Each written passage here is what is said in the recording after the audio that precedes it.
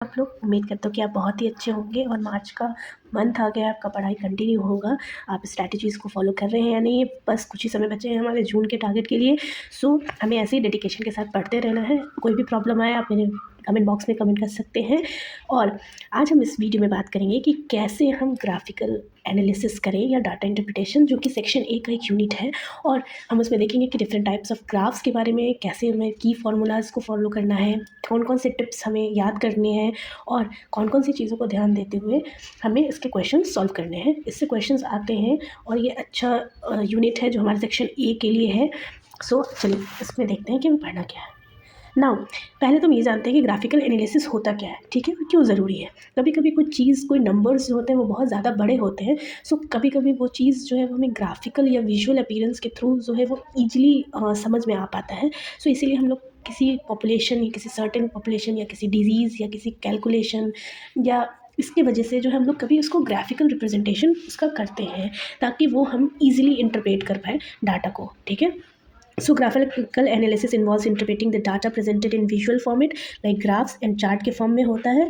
It helps to identify the trends, compare the value and make data driven decision. ये data driven decision को लेने में easily useful होता है, ठीक है।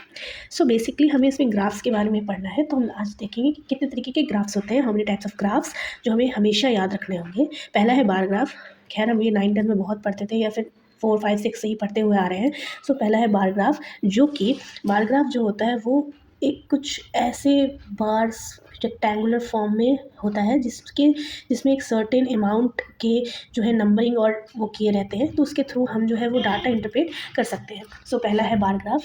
सो ये इंपॉर्टेंट है। Compare the category using rectangular bars. Line graphs वो होते हैं जो एक, मान लीजिए एक्स एक्सिस है, ये लाइन के थ्रू सिग्मोइड कर्व्स, और हमें कभी कभी ऐसे ऐसे ऐसे करके कुछ भी ऐसा लाइन जैसा कुछ भी इंडिकेट करता है जो ग्राफ को, उसके ग्राफिकल रिप्रेजेंटेशन को, तो हम उसको कहते हैं line graph. Show the trend over the time. हम लोग जनरली इसको टाइम, स्पीड या फिर किसी मूवमेंट, किसी ग्रोथ, ये सब को शो करते हैं। और data point connected by lines, तो डाटा जो भी वो शो होती है वो लाइंस के थ्रू कनेक्टेड होती है, ठीक है। जैसे लाइन अपवर्ड जा रहा है तो क्या हो रहा है, डाउनवर्ड आ रहा है तो क्या हो रहा है, वो उसके अकॉर्डिंगली हम समझ पाते हैं। नाउ पाई चार्ट के फॉर्मेट में भी होता है। पाई चार्ट में भी होता है represented the portion as a slice of a circle.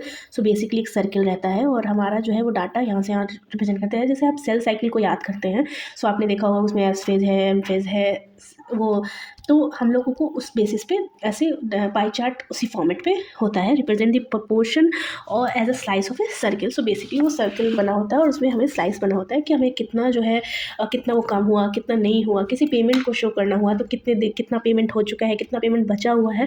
So basically हम उस तरह से रिप्रेजेंट करते हैं ना। Scattered plot display the relationship between two variables. Scattered plots जो होते हैं वो दो वेरिएबल के रिलेशनशिप को डिस्टिंग्विश करते हैं, राइट। सो ये है हमारे पास 4 तरीके के ग्राफ जो कि इंपॉर्टेंट है, bar graph, line graph, pie chart and scattered plot, जिसमें से 3 बेसिकली पूछते हैं, ऊपर के 3 जो है वो इंपॉर्टेंट है। सो आप इन टाइप्स ऑफ ग्राफ को हमेशा ध्यान में रखिएगा, ठीक है।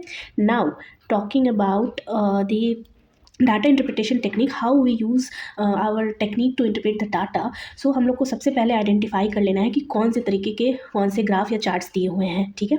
उनके लेबल, उनके एक्सेस और उनके लीगेंड्स को हम लोग को केयरफुली पढ़ना है।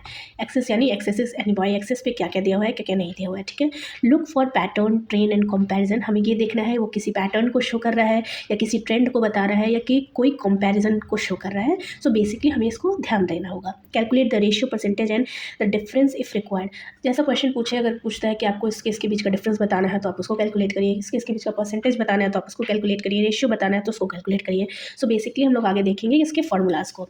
सो की फार्मूलाज एंड ट्रिक्स क्या है। परसेंटेज आपको निकालने आता ही होगा, part by whole into 100। Ratio, volume, value 1 और वैल्यू 2 को रेशियो निकाल दीजिए। Growth rate, new value minus old value by old into 100, ठीक है। एवरेज निकालना हो तो sum observation divided by number of observation, ठीक है। सो ये इंपॉर्टेंट है, आपको इसके फार्मूलाज को याद रखना होगा। बेसिक फार्मूला है, हम इसमें बचपन से पढ़ते आ रहे हैं, तो इसके लिए इतना ज़्यादा परेशान नहीं होना है, ठीक है। नाउ इंपॉर्टेंट टिप्स क्या है, इसके क्वेश्चंस अगर आते हैं तो आपको उसको कैसे सॉल्व करना है। सो बेसिकली ट्रेंड एनालिसिस करना है हमें, ठीक है। आइडेंटिफाई करना है कि ये एक्सपोनेंशियल है, ग्रोथ फेज में है, एक्सपोनेंशियली बढ़ रहा है, एक्सपोनेंशियल है या लॉजिस्टिक है। सो बेसिकली हम लोग को उसके ट्रेंड्स को देखना है, ठीक है। डाटा इंटरप्रिटेशन, यूज़ इंटरपोलेशन और extrapolation for prediction. So basically हम लोगों को उसको देखना है कि वो क्या कहना चाह रहा है, ठीक है। स्लोप बेस्ड अगर क्वेश्चन आता है तो हमें देखना है कि उसमें ज़ीरो, माइनस, पॉजिटिव और नेगेटिव स्लोप जो है वो क्या इंडिकेट कर रहा है, ठीक। कंपैरेटिव एनालिसिस पे अगर क्वेश्चंस आते हैं तो हमें देखना है कि दो बार्स जो होते हैं वो किस किस को रिप्रेजेंट कर रहे हैं, तो बार के डिफरेंस को क्या है, सेगमेंट्स क्या है, पॉइंट्स क्या है। सो बेसिकली हमें इंपॉर्टेंट टिप्स यही है कि हमें ट्रेंड एनालिसिस करना है, डाटा इंटरप्रिटेशन करना है। स्लोप बेस्ड अगर क्वेश्चन आते हैं तो उसके जीरो, पॉजिटिव, निगेटिव किधर जा रहा है ग्राफ, उसको देखते हुए रहना है। कंपैरेटिव एनालिसिस होता है तो हमें देखना है कि बार्स में क्या क्या है, कहाँ से कहाँ डिफरेंस है, कौन कौन से नंबर के बीच में डिफरेंस है। सो बेसिकली हमारा ये इंपॉर्टेंट टिप्स है।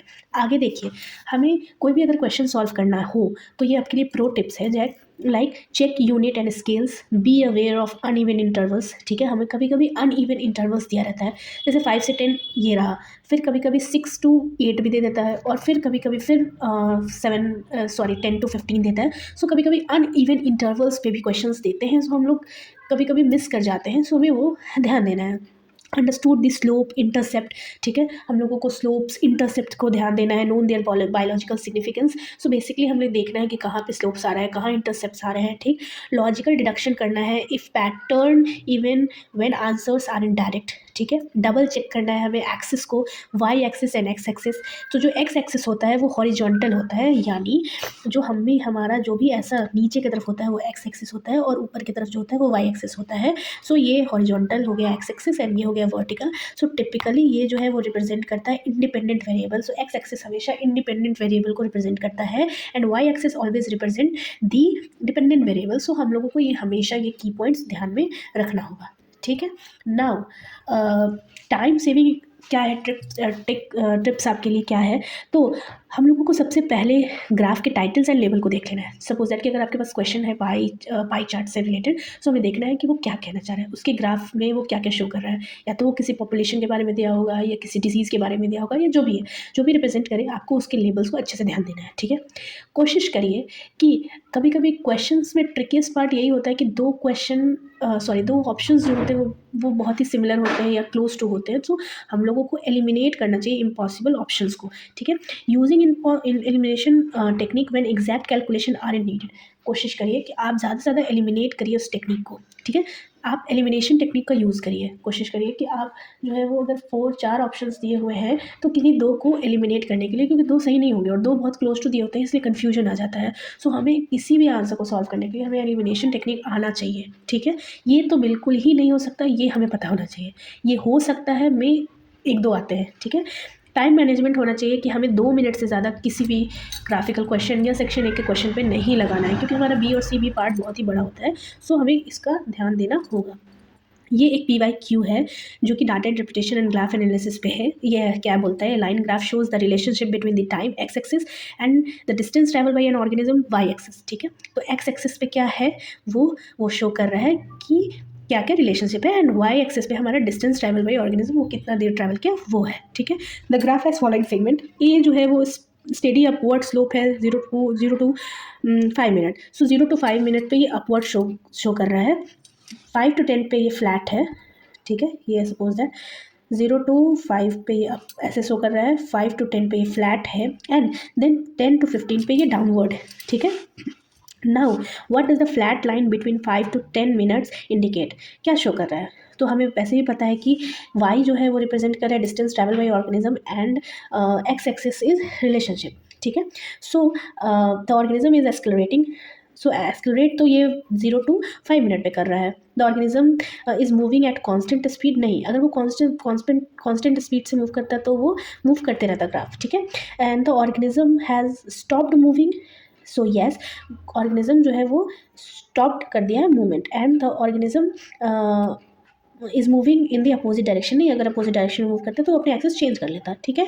So basically answer is 6। सो ये एक PYQ था जो आया हुआ है। तो इसी तरीके के क्वेश्चंस दिए रहते हैं। एक सॉल्व एग्जांपल है जिसमें कह रहा है कि a bar graph show the scale of a product in January, February and March. So जनवरी, फरवरी और मार्च में जो है वो एक शो कर रहा है, एक्सक्यूज मी, हाँ। सो दिखा रहा है कि एक जनवरी, फरवरी, मार्च में एक बार ग्राफ बनाया हुआ है। सो जनवरी, फरवरी एंड मार्च, जिसमें जनवरी में वो 50 प्रोडक्ट को सेल किया है, फरवरी में वो 80 को, एंड मार्च में वो 70 को करा है, तो आपको बताना है कि what is the percentage increase from January to February. So जनवरी से फरवरी के बीच में कितना परसेंटेज इंक्रीज़ किया है। सो ये बहुत ही बेसिक क्वेश्चन है। आपको क्या करना है कि फरवरी में जो है वो 80 सेल्स हुआ है, जनवरी में वो 50 सेल्स किया है, 30 आ गया इसका जो प्रॉफिट हुआ है, एंड उसको आपको ऐसे करके निकाल देना है, तो आपको नेट परसेंट जो है 60% मिल जाएगा। सो ये आपको 2 क्वेश्चंस जो है वो प्रैक्टिस क्वेश्चंस हैं, आप इसको प्रैक्टिस करके देखिए, और अगर आपसे नहीं सॉल्व होते हैं तो आप मुझसे, मैं इसका आंसर और या फिर इसके लिए एक वीडियो अपलोड करूँगी। सो ये थी आपकी प्रो टिप्स, जो कि आपको ग्राफिकल इंटरप्रिटेशन से अगर क्वेश्चन आता है तो आपको इसी अकॉर्डिंगली सॉल्व करना होगा, ठीक है। इसमें प्रो टिप्स भी है, एड टिप्स भी है, फार्मूलाज भी है। सो आप ऐसे ही और कंटेंट के लिए मेरे चैनल को सब्सक्राइब कीजिए। Do like my channel please. Bye, thank you.